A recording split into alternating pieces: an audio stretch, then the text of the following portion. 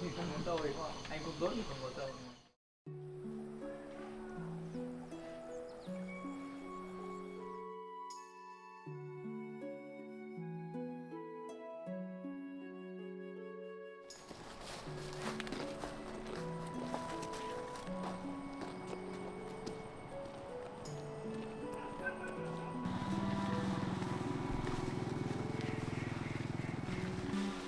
Chị đang gặt lúa ở đây à? Chị đang gặt đây. Rồi nhà chị đâu, những cái nào đổ? Đây, chị có mấy cái này đây. Mấy cái này đều đổ hết. Anh Tư ơi, nhà nuôi ong đây à? Nhà nuôi ong đây đúng không? Nhà này là nhà anh gì nhỉ? Nhà anh Năm đấy á? Trong này là còn anh nuôi bao nhiêu ong nhỉ? Thế á? Ai không biết ông làm đâu nhỉ?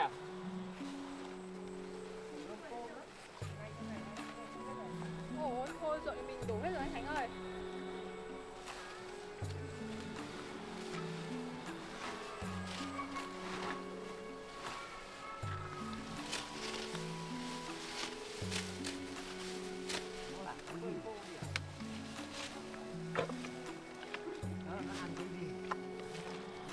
Mà đổ này gặt cứ phải nhặt nhặt từng cái nhỉ?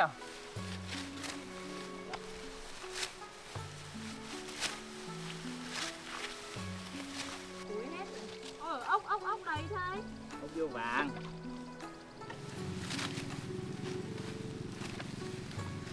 Tính ra là cái đổ này thì gặt càng lâu thì nhỉ?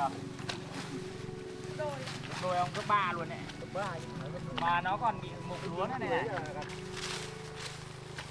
Mà đổ này không gặp lúa được đâu trên ngọn đoạn. Mang vào bờ đấy cơ. Giờ mới học được. Mỗi một bí pháp phải có người truyền thừa chứ.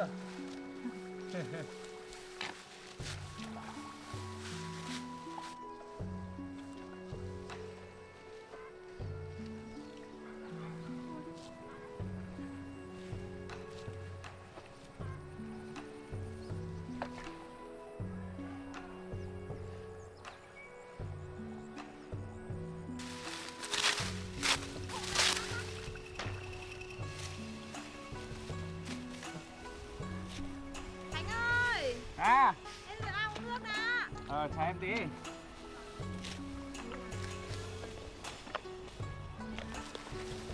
Đấy á.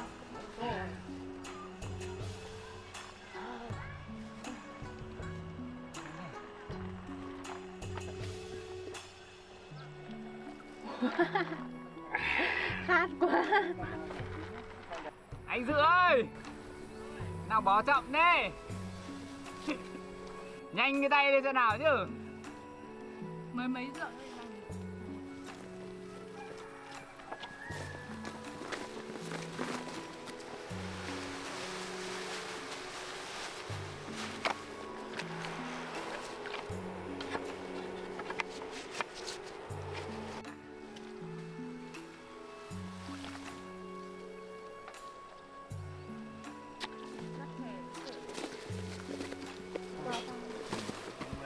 Mà đầu hàng cuối hàng nó dài lắm. Được không?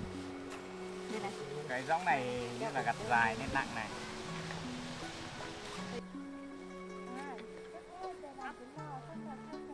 Có máy theo nhẹ không? Có rồi. Không bị gió này. Đây anh tí cho anh Khánh uống nước ngọt. Nước này mát mà. Có đi gặt thôi. Đây gặt tiếp nha.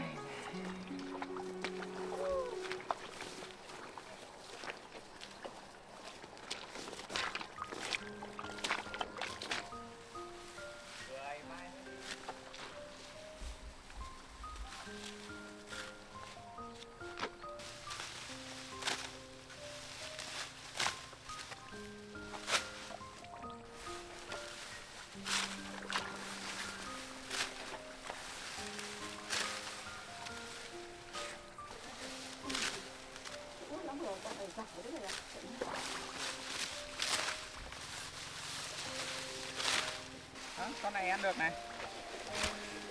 Cái này này. Không.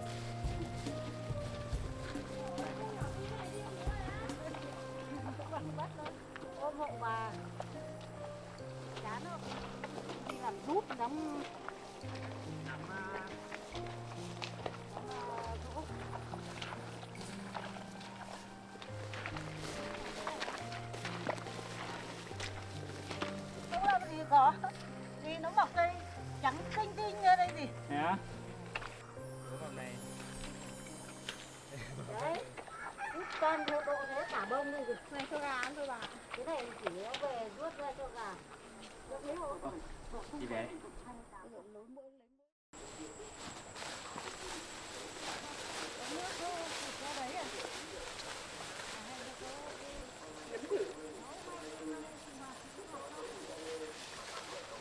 Không phải của nhà mình đâu. Chín rồi. À đúng rồi.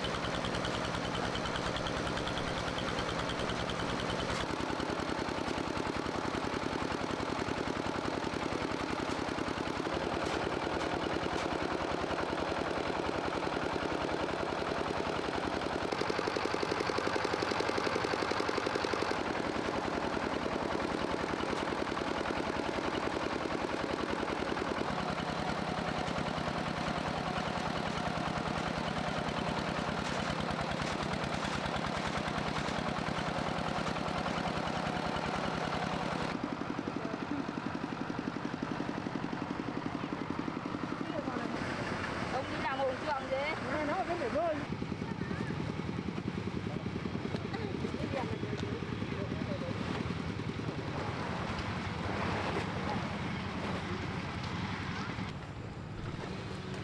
Đây đâu bạn.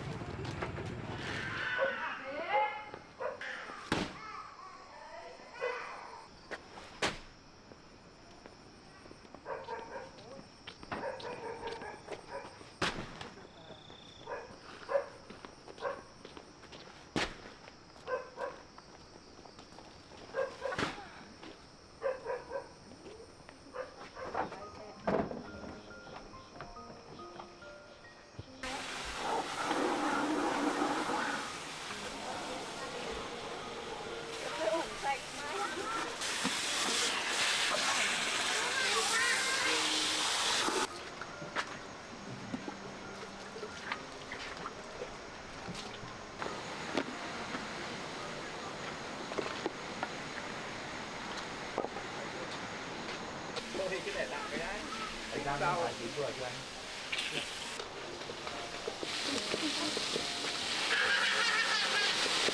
Mai ơi. Tắm à?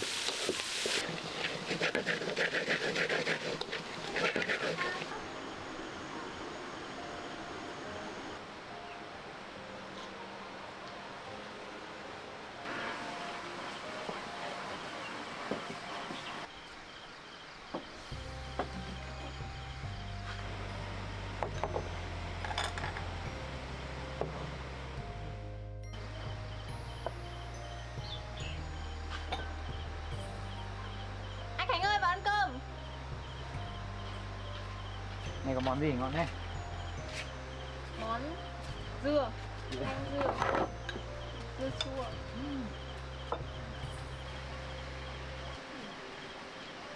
Dưa chua ăn ngon lắm. Ăn cơm.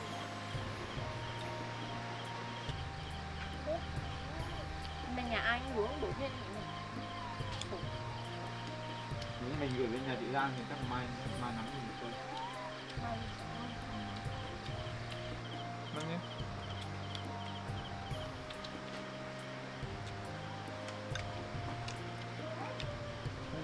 Năm này lúa đổ hết nhỉ? Gặt lâu gấp 2 gấp 3 lần năm ngoái.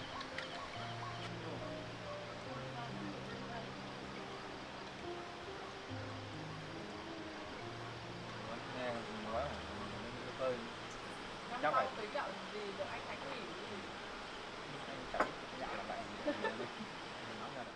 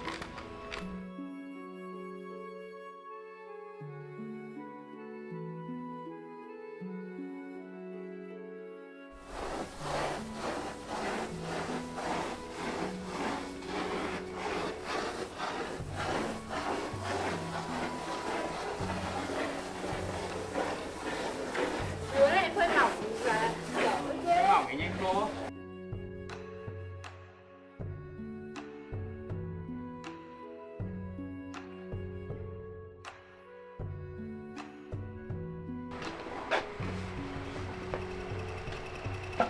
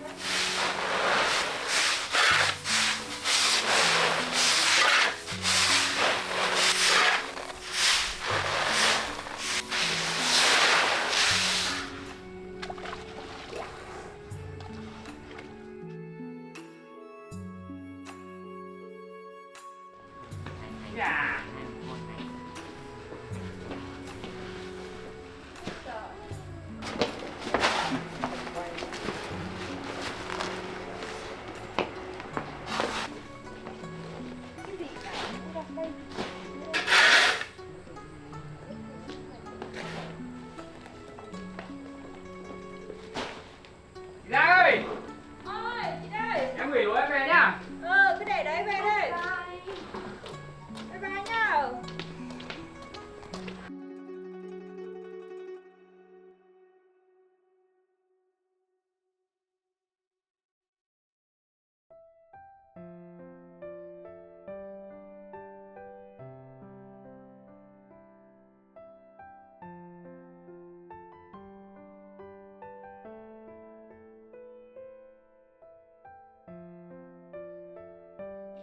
Chị Như ơi, Ôi.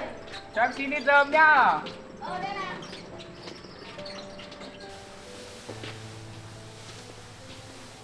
Ui, trên khô dưới à? Nguyên đúng không? Ui, nhưng mà này, thật từ khả năng phải đóng cây dài ra này thì mới chuẩn nhau. Cái này chỏ món tí đúng không? Nó thò cả cuốc nó không có hai cây hai đầu. Tôi đi vào Khánh. Tôi đi vào. Cái nhỏ này mà bốc mấy ra. Ba xe mà hết được đấy.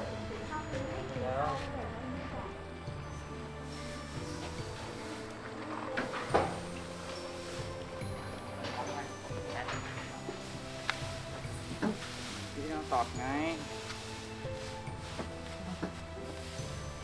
Không biết đổ vào tải rồi lại đổ rất phải thôi.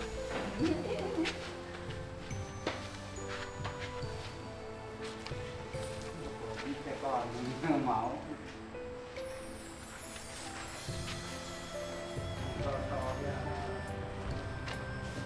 Vâng. Có cần gì nữa? Em xin em về đây. Về nhá.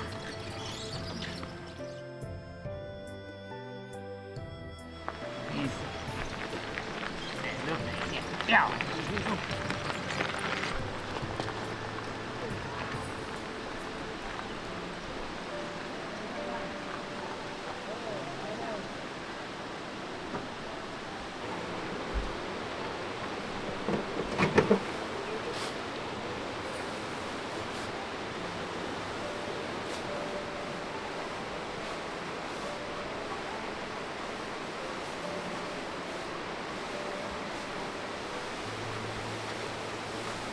Cái số em mà hay lấy rơm vào những ngày mưa mà. Ok. Ôi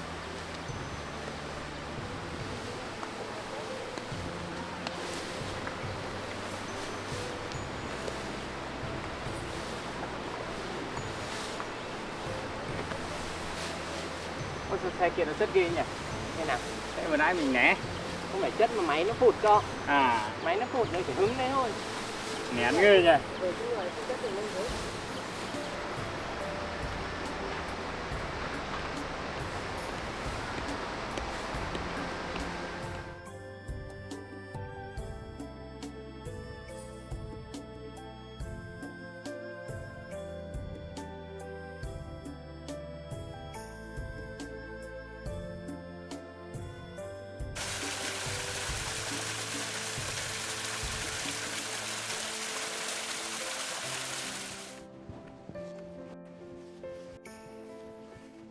Ôi hoa này nở ghê không này.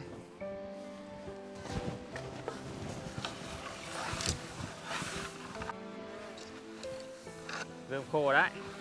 À vẫn ướt. Này đánh vào cây.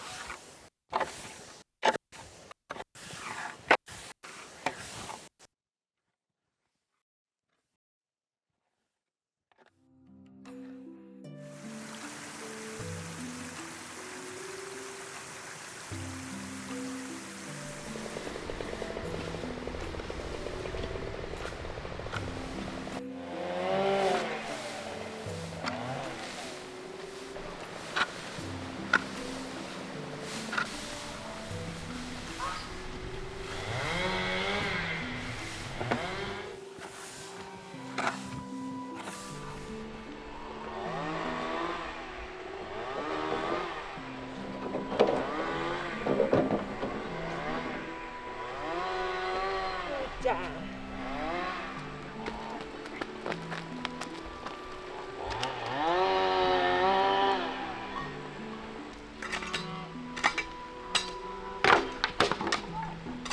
Lấy quả.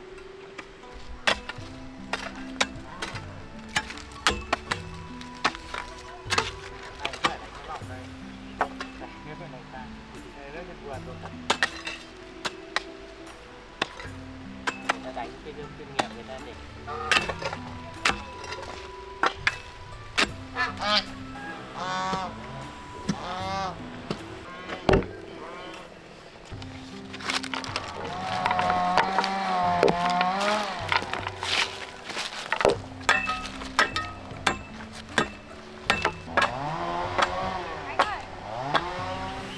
anh chưa chỉ nhìn người ta đánh thôi,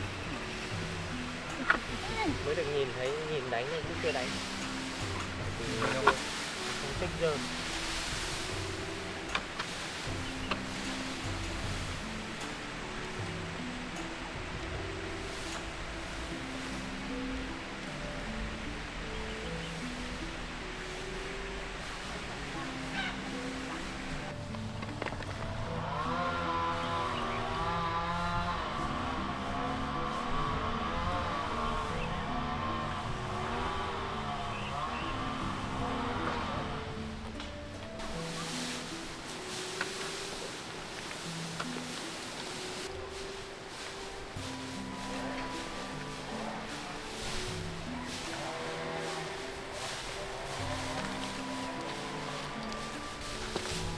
Con đánh trúng.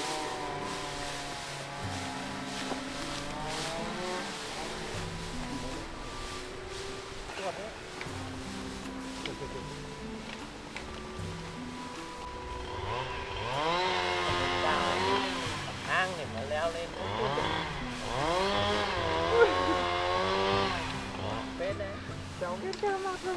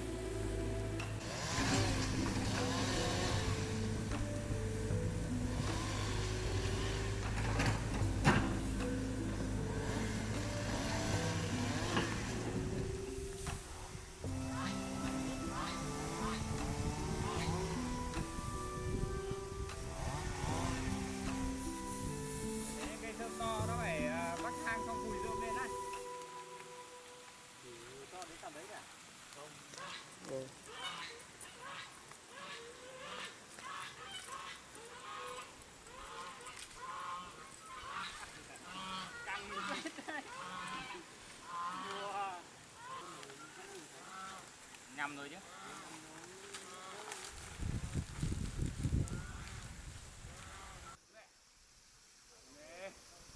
Đúng.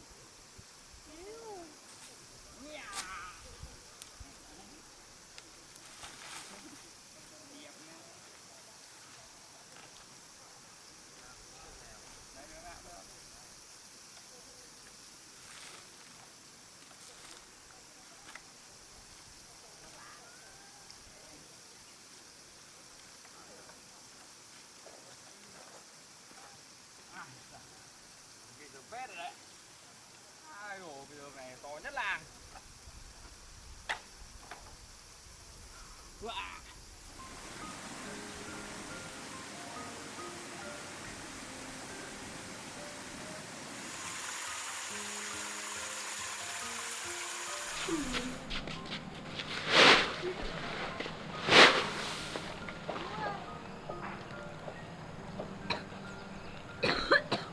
Chị sao? Con của Minh Bình đấy gì? Cái này luôn này này. Ừ, Con tao là nhận Minh biết Bình cậu. nên nó gọi cậu là Biết. đấy. Ở đây xúc đi. Cái này xúc không?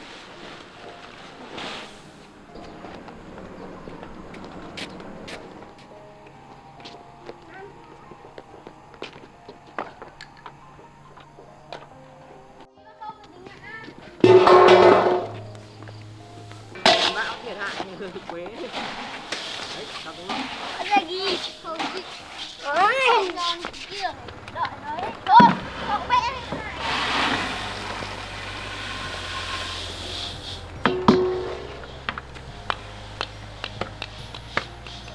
Mua nó về đây.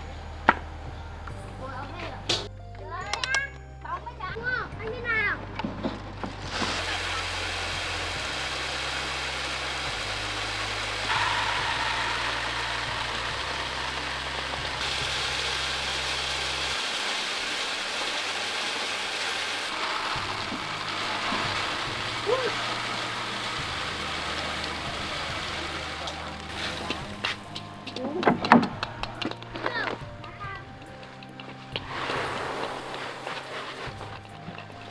Chưa phải là tên.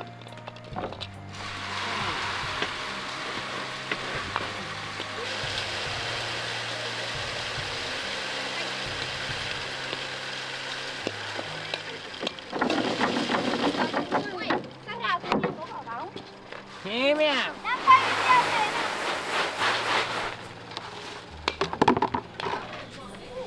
Cứ vào nhà mày nha. Đừng ra giữa kìa. Vứt sân đấy. Mẹ ơi. Mẹ.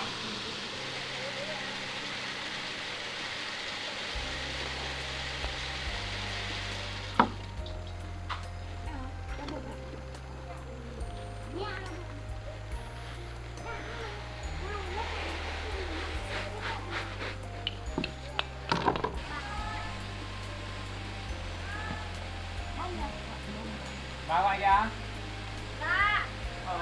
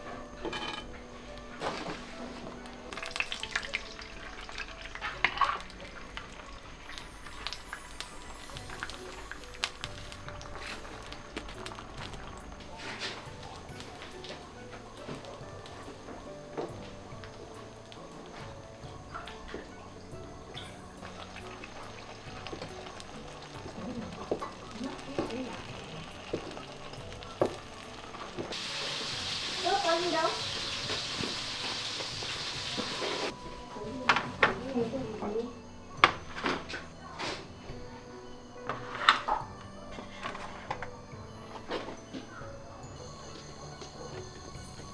Cô ơi, ăn cơm nào. Vâng ạ.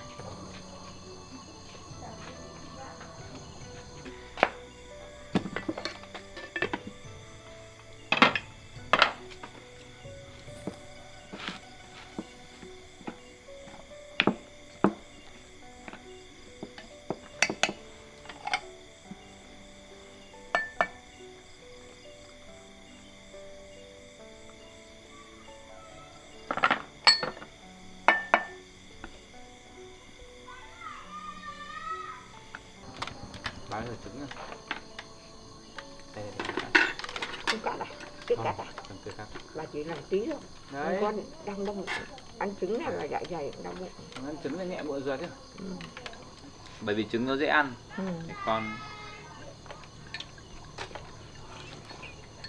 bà lên phim đẹp lắm đó. Ừ? Bà lên phim đẹp lắm đó. Những phim đẹp lạ lắm á. Vâng. Ừ. Có nhìn thấy đâu. Hôm nào bảo Hải mang cho bà xem. Ừ. Ngại bà đúng không?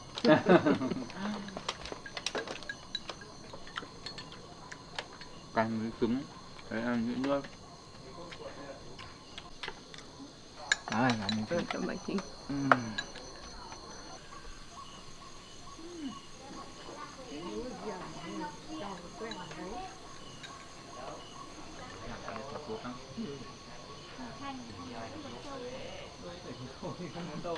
Anh không tốt thì không có sâu.